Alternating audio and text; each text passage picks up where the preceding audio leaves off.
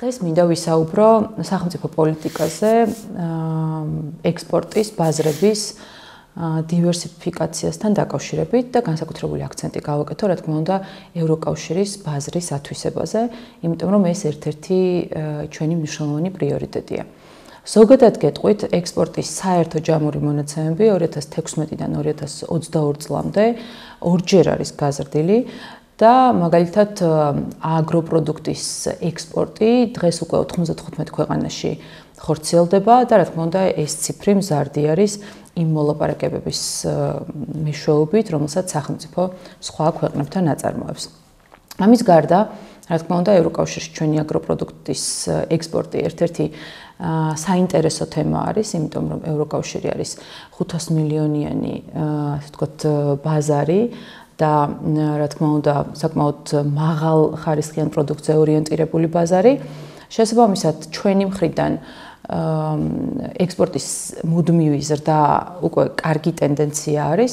მაგალითად, 2022 წელს აგროპროდუქტის ექსპორტი ევროკავშირის ბაზარზე სადღაც 36%-მდე არის გაზრდილი, რაც გასული წლის მონაცემებთან შედარებით არის, რა თქმა უნდა. ასევე მინდა გითხრათ, რომ ძირითადი საექსპორტო პროდუქცია ეს არის თხილი, ღვინო და სპირტიანი სასმელები. მათ შორის მაგალითად 2016 წელთან შედარებით წელს სადღაც ღვინის ექსპორტი 130%-მდე არის გაზრდილი ევროკავშირში, გაზრდილი არის სპირტიანი სასმელების ექსპორტი, ჩირის ექსპორტი არის 5-ჯერ გაზრდილი, ხილის და ბოსტნეულის წვენის ექსპორტი არის 100%-ზე მეტით გაზრდილი. და რა თქმა უნდა, მნიშვნელოვანი ინფორმაცია, ევროკავშირში შედის ეხლა უკვე თაფლი და ლოკოკინა, რომელიც აქამდე არ იყო ხელმისაწვდომი. ამის გარდა, განსაკუთრებით მნიშვნელოვნად არის გაზრდილი ქართული პროდუქციის ექსპორტი ამერიკის შეერთებულ შტატებში, ისრაელში, ჩინეთში, არაბეთის გაერთიანებულ ემირატებში და ბევრ სხვა პარტნიორ ქვეყანაში, სადაც რა თქმა უნდა, ასევე ძალიან საინტერესო ბაზრებია. აქვე მინდა ყურადღება გავამახვილო ერთ მანიპულირებულ საკითხზე, რომლითაც ჩვენი ოპონენტები ხშირად რომელსაც აღღერებენ, ეს არის თითქოს და საქართველოს მხრიდან ექსპორტის ზრდა რუსეთში, თუმცა ეს ყველაფერი არის პირიქით.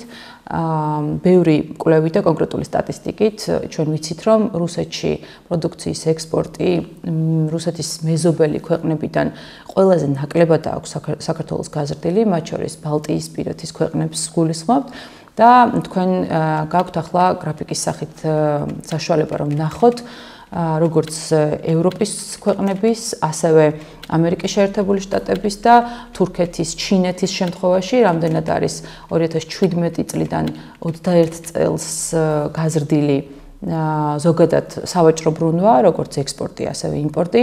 ამიტომ ეს ციფრები ალბათ ძალიან კარგი იქნება იმისთვის, რომ საერთო სურათი დაინახოთ, სადაც საქართველო, რა თქმა უნდა, ძალიან სწორი პოლიტიკის გამტარებელი არის, ხოლო ჩვენი ოპონენტების მხრიდან კი გარკვეული დეზინფორმაცია ვრცელდება ამ საკითხებთან დაკავშირებით.